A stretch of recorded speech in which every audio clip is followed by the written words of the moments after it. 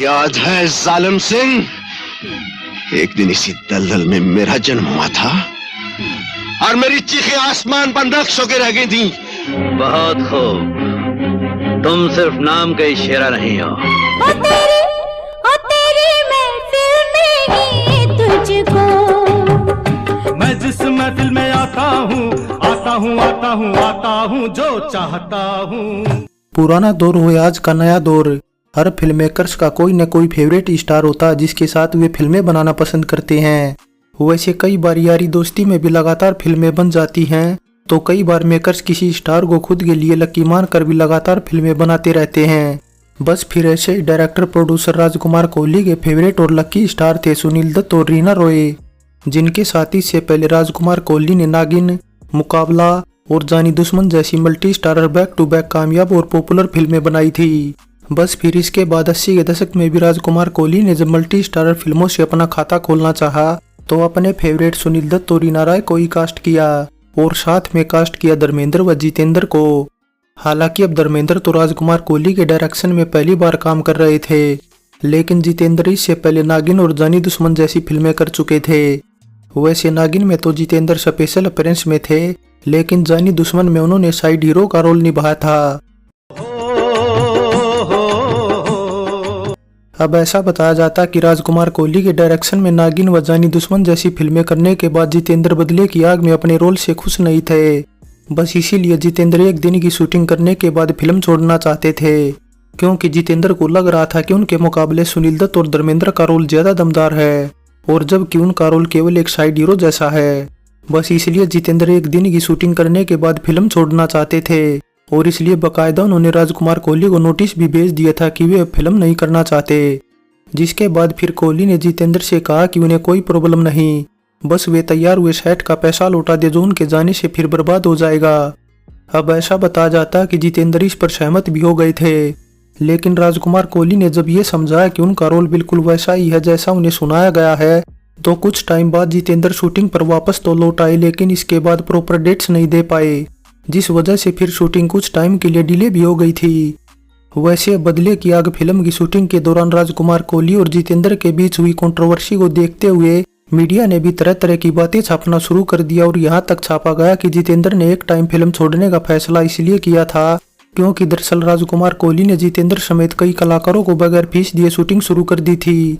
बस फिर इसीलिए एक दिन की शूटिंग के बाद जितेंद्र ने फिल्म छोड़ने का फैसला कर लिया था, जबकि राजकुमार कोहली के अकॉर्डिंग ये सभी झूठी अफवाहें थी। खैर अब बात चाहे जो भी हो, लेकिन ये बात बिल्कुल 100% सच है कि जितेंद्र ने बदले की आग फिल्म के बाद राजकुमार कोहली के साथ कभी काम नहीं किया।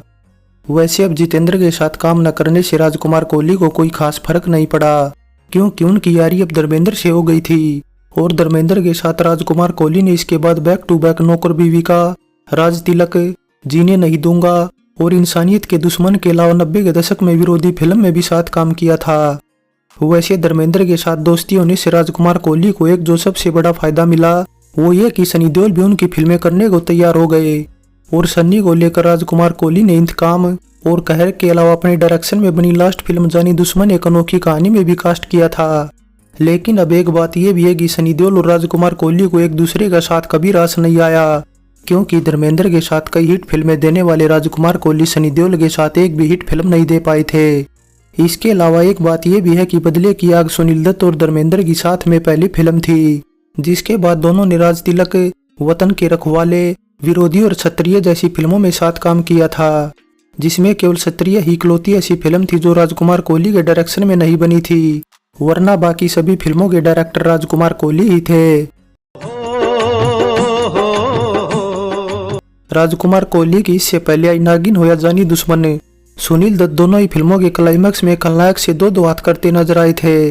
इसके अलावा मुकाबला में भी दत्त ने ऐसा ही किया था। हालांकि मुकाबला में दत्त जहां क्लाइमैक्स में मर जाते हैं, वहीं बदले की आग के क्लाइमैक्स से काफी पहले सुनील दत्त की मौत हो जाती है। ऐसे में धर्मेंद्र का रोल फिल्म में काफी ज्यादा ही बढ़ जाता है और वे सभी कलाकारों पर भारी पड़ते हैं।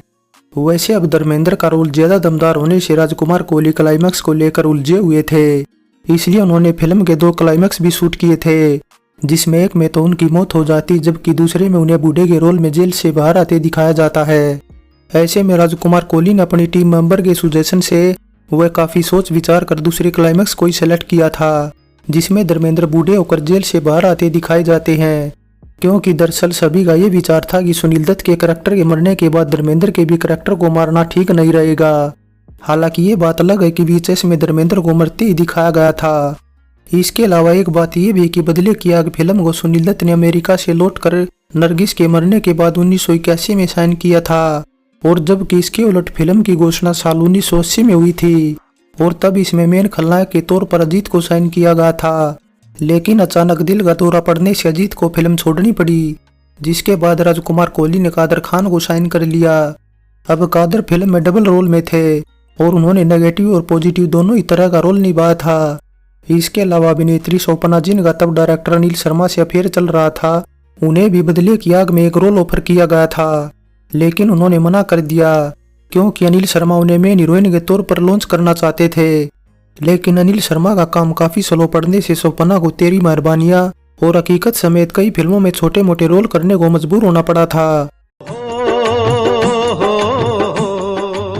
वैसे बदले की आग फिल्म में 3 हीरोइनें थी, रीना राय, स्मिता पाटिल और सारिका, जिसमें सारिका तो धर्मेंद्र और सुनील दत्त की बहन थी, इसलिए सारिका अभिनेता राजीव आनंद के साथ पेयर की गई थी। जबकि वहीं सुनील दत्त, धर्मेंद्र और जितेंद्र तीनों रीना राय को चाहते थे और स्मिता पाटिल धर्मेंद्र को चाहती थी। इसलिए सुनील दत्त की मौत के बाद रीना राय जहां जितेंद्र को मिलती है, वही स्मिता पाटिल धर्मेंद्र को मिलती है। हाँ शेराम, मैं आज मेरी जिंदगी को मकसद मिल गया। हालांकि स्मिता पाटिल का फिल्म में कोई खास रोल नहीं था, इसलिए स्मिता पाटिल ने खुलेआम आलोचना करते हुए कहा कि वे बदले की आग फिल्म का हिस्सा बनकर शर्मिंदा हैं। वैसे एक बात यह भी है कि 1982 का साल स्मिता पाटिल के लिए काफी अच्छा रहा था, क्योंकि अमिताभ बच्चन के साथ शक्ति व नमक हलाल के अलावा राजेश खन्ना, शत्रुघ्न सिन्हा की दिल ए नादान जैसी कमर्शियल फिल्में भी इसी साल रिलीज हुई थी। अब बदले की आग फिल्म के डायरेक्टर प्रोड्यूसर राजकुमार कोहली थे, तो उन्होंने अपने बेटे अरमान कोहली को भी फिल्म लाइन में उतार दिया था और जता दिया था कि अरमान आगे उनकी तरह पर्दे के पीछे नहीं बल्कि पर्दे पर हीरो के रोल में नजर आएंगे। वैसे अरमान ने बदले की आग फिल्म में सुनील दत्त के बचपन का किरदार निभाया था और उनकी उम्र तब 14 साल थी। जिसके बाद अरमान ने 1984 में राज तिलक में भी बतौर चाइल्ड आर्टिस्ट काम किया था, लेकिन फिर 1992 में विरोधी अरमान की बतौर मेन हीरो डेब्यू फिल्म थी। इसके अलावा बदले की आग फिल्म में अरमान कोहली के मामा के लड़के राजीव आनंद भी नजर आए थे। राजीव ने इससे पहले 1981 में आई बहू हो तो ऐसी से बतौर एक्टर डेब्यू किया था, जिसके बाद बदले की आग उनकी रिलीज होने वाली दूसरी फिल्म थी। हालांकि राजीव का करियर कुछ खास नहीं रहा था और वे इसके बाद नौकर बीविका, बेताब, राज तिलक और विरोधी जैसी फिल्मों में नजर आए थे। वैसे राजीव का असली नाम युवराज आनंद था और उनकी साल 2009 में 48 साल की उम्र में डायबिटीज से मौत हो गई थी। नागिन, मुकाबला और जानी दुश्मन के बाद बदले की आग राजकुमार कोहली के डायरेक्शन में बनी लगातार चौथी ऐसी फिल्म थी जिसका संगीत लक्ष्मीकांत प्यारेलाल ने कंपोज किया था। वह गीत वर्मा मलिक ने लिखे थे। अब वर्मा मलिक के लिखे बदले की आग फिल्म में 6 गीत रखे गए थे। मैं बेवफा नहीं, नजर से ना उतारी। फिल्म का गीत संगीत अच्छा था और मोस्टली गीत पसंद किए गए थे। यहाँ तक कि किशोर कुमार, महेंद्र कपूर और सुरेश वाडकर का गाया कव्वाली गीत भी अच्छा था और ये फिल्म का इकलौता ऐसा गीत भी था जिसमें रीना रॉय नजर नहीं आई थी, वरना सभी गीत रीना रॉय पर ही फिल्माए गए थे। यार मेरा चिकना घड़ा,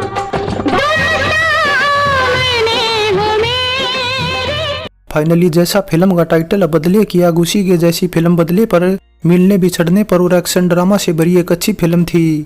यहाँ तक कि गीत संगीत समेत डायलॉग और सभी की अदाकारी भी बेहतरीन थी। लेकिन एक बात यह भी है कि फिल्म की शुरुआत में दिखाए कई सीन राजकुमार कोहली की लाइफ से इंस्पायर्ड थे, जिनका की खुलासा राजकुमार कोहली ने इसके बाद खुद अपने एक इंटरव्यू में किया था। वैसे अब बदले की आग फिल्म के बजट व कमाई के आंकड़ों की बात करें तो फिल्म का बजट 1 करोड़ 60 लाख रुपए के आसपास रखा गया था और ये बॉक्स ऑफिस इंडिया पर 2 करोड़ 60 लाख की कमाई कर एवरेज रही थी। सो ओल्ड इज गोल्ड में बदले की आग फिल्म पर हमारी ये पेशकश कैसी लगी नीचे कमेंट कर बताएं। अच्छी लगी है तो लाइक और शेयर करने के साथ चैनल सब्सक्राइब करें। तो चलते हैं, फिर मिलेंगे एक और नई वीडियो के साथ।